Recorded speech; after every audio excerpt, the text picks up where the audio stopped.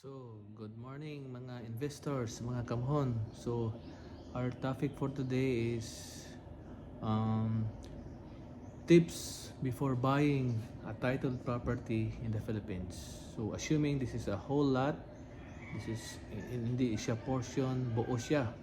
So, at saka title, hindi siya untitled.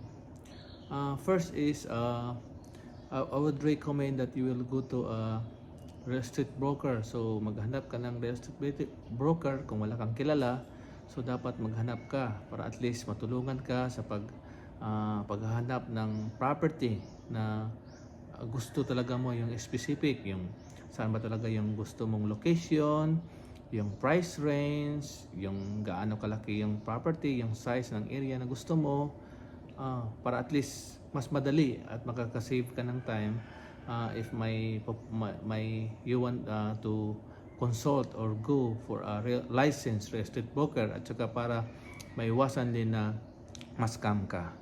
And then after nakakita ka na ng isang broker at may nakita na kayong property na gusto niyo talaga, na gusto mo, yung perfect talaga yung location, yung price range ng property ay within your price range na naman, at saka yung location, yung price range, at saka yung size na gusto mo talaga. So next step is ask the owner for the owner's duplicate copy of title. Kasi yung may dalawa kasing yung title yung owner's duplicate copy of title at saka yung copy from the registry of deeds. So kailangan mong makita physically yung owner's copy of the owner's duplicate copy of title, para at least baka kasi may instances kasi na yung mga ganong is baka na isangla sinanglan niya sa bangko or sa tao. So at least makita mo yung physical na ng owner's duplicate copy of title. And then tingnan mo sa title kung yung registered name sa title is yung pangalan na nagbebenta talaga. In case na yung pangalan na nagbebenta talaga yun yung registered, yung nakasulat sa title, hingan mo siya ng ask for a copy of a valid valid government ID.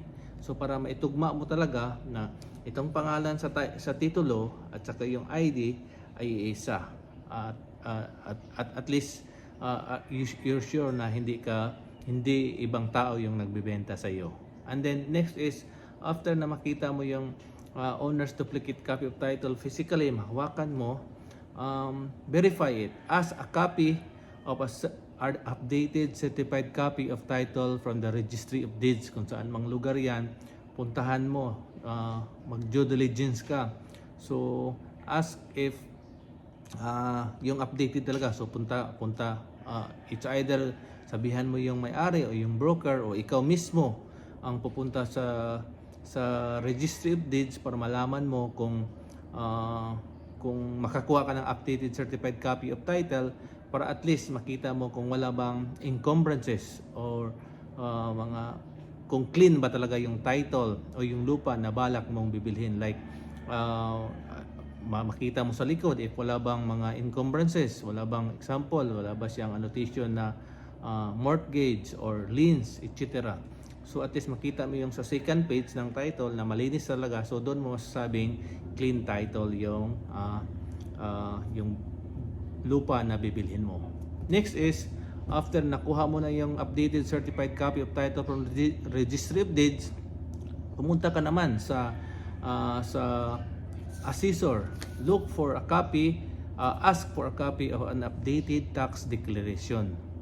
So tingnan mo doon kung yung lupa na yun ay updated ba talaga yung pagbabayad ng real property tax, kasi baka hindi niya binayaran na ilang taon, so ikaw mismo yung magbabayad. Kung sakali man na ilang years na hindi niya mabayaran yung real property tax niya, so doon yun yung leverage mo para at least maka-negotiate ka with the price of the property. Sabihin mo, oy, may 10 years ka hindi nabayaran na ano ng lupa mo, so baka naman ma-negotiate ko tong price mo per square meter. Ako na magbabayad kasi gustong-gusto mo talaga yung property. So yun, i-deduct mo na lang sa property, sa bayad na ano mo, yung sa price na napagkasunduan mo. Next, after mo na na-check, yung nakita mo na yung owner's copy of duplicate title, and then after is na verified mo na sa Registry of Deeds, nakakuha ka ng updated certified copy of title, wala siyang encumbrances, tapos napuntahan mo na sa assessor na assuming na updated yung pagbabayad niya ng real property tax, walang utang, walang updated talaga, updated talaga yung pagbabayad niya. So next is you have to hire for a geodetic engineer or land surveyor, kasi may mga instances na yung property na tinuro ay hindi pala yun yung property na pagmamay-ari niya, lalong-lalo na sa mga subdivision, yung magkakapariha yung cut ng lupa, yung frontage. For example, may frontage ng 10 meters wide, tapos magkakapariha yung cut, so yun yung nakakalito.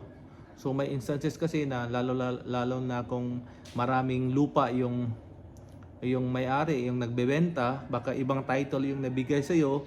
So in order to check to verify na yung lupa na tinuro niya sa location ay yun talaga yung title na binigay niya sa iyo, you have to hire a geodetic engineer or land surveyor. So ano naman yung mga benefits pag nag-hire ka ng isang geodetic engineer, isang land surveyor?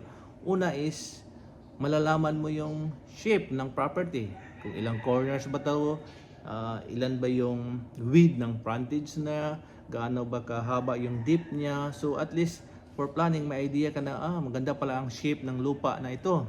And then ma-check mo din if yung technical description ng property, ng title, yung sa likod ng title is close o walang error, kasi hindi naman natin maiwasan na yung minsan yung titulo ng lupa ay may yung sa likod, yung technical description ay may error. So problema din yan pag may error, hindi nako-close. So isang ano naman yan, problema sa mag-hire ka naman ng lawyer niyan. So in that, so at least na-check mo na verified mo na close talaga, tama yung technical description ng lupa. So sure ka na walang error. Kasi for example, pag may error naman yon at hindi na close, so problema naman yon. Mag-hire ka na naman ng isang lawyer para at least mag-ano naman ng yung pupunta yan sa korte. So with that, so makaka-leverage ka na naman. So at least kung magsabihin mo sa nagbebenta na hindi close itong may mali itong technical description ng titulo mo, so magagasto extra expenses naman ito sa lawyer, so baka makatawad naman tayo sa price ng property mo. So yun, mga leverage mo yun.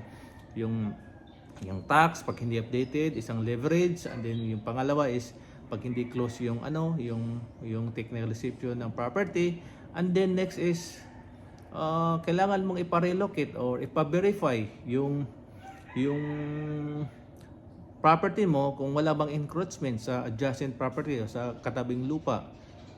Baka kasi pag yung owner basta-basta lang nagpapa-fence or nagpapabakod na hindi pinasorbe muna, so baka kasi naggalaw na yung mohon, yung corner, so pinabakod niya ng diretso. So di natin alam na baka naka-encroach ka, or ikaw ba yung nakuna ng lupa, or ikaw ba yung nakakuha. So at least you're sure nga hindi talaga naka-encroach yung property yung bibilhin mo, or hindi ba nakunan exact talaga yung area na fence, or kung wala mang fence, at least yung perimeter, yung corner ng property. And then ayun, kung tama ba talaga yung lupa, na-check yung perimeter, walang encroachment, close ba talaga yung technical description, and then yung shape ng property.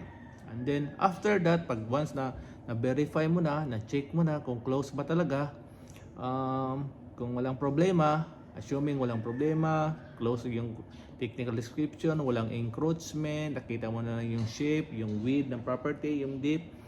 The next step is go to a lawyer. So doon ka naman pupunta sa lawyer para at least to further check the title kung na-check, although na-check na yan ng real estate broker, na-check din ng geodetic engineer, so go to a lawyer para at least ma-check din niya kung yung authenticity ng title, at saka yung doon din mag-prepare ka din, ang lawyer din mismo yung mag-prepare ng deed of sale mo, and deed of sale, and then doon ka din magne-negotiate about transfer of title para at least yung deed of sale legal, and then may at least yung transfer of title mo doon mo sa lawyer o sa broker na inano mo. So at least yun lang yung mga basic tips before buying a titled property in the Philippines. So first is i-summarize ko. First is go to a licensed real estate broker para at least matulungan ka para mapabilis yung paghanap mo ng specific na property ang gusto mo, yung right size, location, at yung price range mo. And then after that is ask the owner's duplicate of title of copy from the owner.